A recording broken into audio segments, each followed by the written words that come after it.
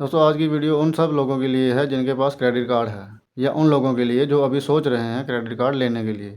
Credit card का use करना फ़ायदेमंद भी होता है और कई बार इससे नुकसान भी होता है। इस्तेमाल करने के बाद जब बिल आता है तब हमें असली टेंशन होती है, क्योंकि कई बार हम सोचते हैं कि हमने तो बस शॉपिंग की थी, लेकिन बिल में कुछ ऐसे चार्जेस छुपे होते हैं जो हमें पता ही नहीं होते।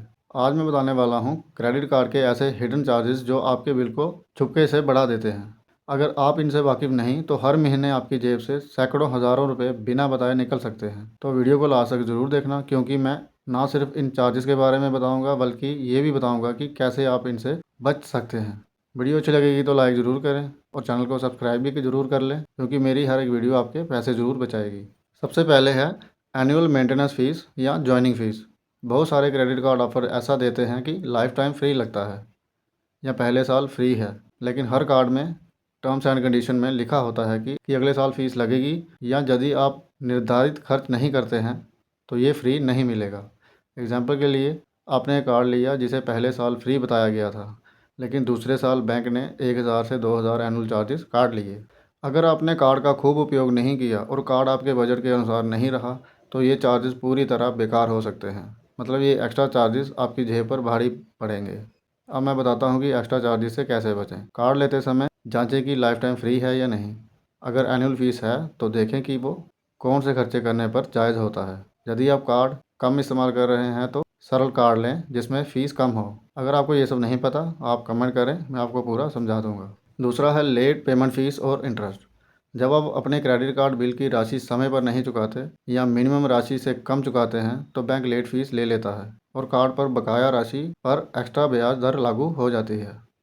एग्जाम्पल के लिए, आपने 20,000 का बिल चुकाना था पर आपने देर कर दी, तो बैंक क्या करेगा, बैंक लेट फीस भी ले लेगा और उस बकाया राशि पर एक्स्ट्रा इंटरेस्ट भी लगा लेगा। पर्टिकुलरली कैश एडवांस पर तो वो इंटरेस्ट ट्रांजैक्शन वाले पहले दिन से ही शुरू हो जाता है। इससे कैसे बचें? क्रेडिट कार्ड का बिल आने के बाद पूरा राशि समय पर चुकाएं। ऑटो पेमेंट सेट करें ताकि अगर भूल चूक हो भी जाए तो उससे बच सकें। और यदि मिनिमम राशि ही चुकानी पड़ रही है तो समझ लीजिए कि ये एक ट्रैप है, इसलिए पूरा कार्ड बंद करना ही बेहतर होगा। और अगर आपको लेट पेमेंट फ़ीस और इंटरेस्ट का नहीं पता है कि ये कितना कितना लगता है तो आप मुझे कमेंट करें, मैं आपको पूरा बता दूंगा। अब बात करते हैं तीसरे चार्जेस की, जिसे ज़्यादातर लोग नज़रअंदाज कर देते हैं, और वो है कैश एडवांस फ़ी। यानी जब आप क्रेडिट कार्ड से एटीएम से नकद पैसे निकालते हैं। अब बहुत लोग सोचते हैं, अरे कार्ड तो है, पैसे निकाल लो, बाद में भर देंगे। लेकिन यही सबसे बड़ा धोखा है दोस्तों, क्योंकि जैसे ही आपने एटीएम से कैश निकाला, बैंक उसी वक्त से ब्याज लगाना शुरू कर देता है। यहाँ कोई इंटरेस्ट फ्री पीरियड नहीं मिलता जैसे नॉर्मल शॉपिंग में मिलता है। एग्जाम्पल के लिए, अगर आपने 10,000 निकाले तो बैंक लगभग 2 से 3% तक कैश एडवांस फीस काट लेगा और उस पर हर दिन ब्याज जुड़ता रहेगा जब तक आप पूरा पैसा वापस नहीं करते। यानी कि 10,000 की जगह आपको कई बार 11,000 या उससे ज़्यादा भी देना पड़ सकता है। इससे कैसे बचें?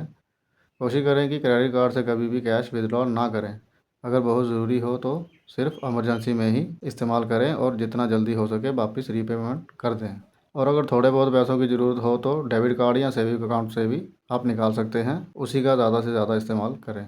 याद रखिए, एटीएम से निकाला गया पैसा मुफ्त नहीं होता, वो आपके सबसे बड़े महंगे खर्चों में से एक बन सकता है। अब बात करते हैं चौथे चार्जेस की। ये दो हिस्सों में बंटा हुआ है। पहला है फॉरेन ट्रांजैक्शन फ़ीस। अगर आप विदेश यात्रा पर हैं या किसी इंटरनेशनल वेबसाइट से शॉपिंग करते हैं तो ध्यान रहे, बैंक हर ऐसे ट्रांजैक्शन पर 1.5 से 3.5% तक एक्स्ट्रा चार्जेस काट लेता है। मतलब आपने 10,000 का सामान खरीदा तो 300 रुपये तक सिर्फ करेंसी कन्वर्सेशन चार्ज के नाम पर काट लेगा। और सबसे बड़ी बात, ये चार्जेस कई बार बिल में भी छोटे अक्षरों में लिखे हुए होते हैं, जिसे ज़्यादातर लोग नोटिस ही नहीं करते। अब दूसरा, ओवर लिमिट फ़ीस। कई बार हम लिमिट से थोड़ा ज़्यादा खर्च कर देते हैं और सोचते हैं कि कोई बात नहीं, अगले महीने भर देंगे, लेकिन बैंक उस पर भी एक अलग सा चार्ज लगा देता है, जिसे कहते हैं ओवर लिमिट फ़ीस। यानी आपने लिमिट से 1 रुपया भी ज़्यादा खर्च किया तो उस ट्रांजैक्शन पर एक्स्ट्रा पेनल्टी पड़ जाएगी आपको।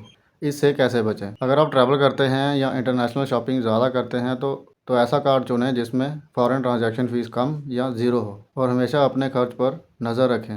कोशिश करें कि क्रेडिट लिमिट के अंदर ही खर्च करें। अगर आपको बार बार लिमिट कम पड़ती है तो बैंक से लिमिट बढ़वाने की रिक्वेस्ट करें बजाय ओवर जाने के। याद रखिए दोस्तों, ये दोनों चार्जेस छोटे लगते हैं, लेकिन साल भर में ये आपकी जेब से हज़ारों रुपये क्वाइट ही निकाल सकते हैं। दोस्तों अब बात करते हैं कुछ स्मार्ट टिप्स की, ताकि आप इन छुपे हुए चार्जेस से बच सकें और क्रेडिट कार्ड को फ़ायदेमंद बना सकें। हर महीने कार्ड का स्टेटमेंट ध्यान से पढ़ें, क्या क्या चार्जेस लगे हैं, क्या क्लियर लिखा है या कोई संदेह है। समय पर पूरा बिल चुकाएं। मिनिमम अदा करना एक शुरुआत हो सकती है, लेकिन स्थायी नहीं बनाएं। कार्ड को सिर्फ तभी इस्तेमाल करें जब लाभ हो। अगर सिर्फ रिवार्ड्स पॉइंट के लिए ले रहे हो तो देखें कि वो खर्च आप क्या कर रहे हो।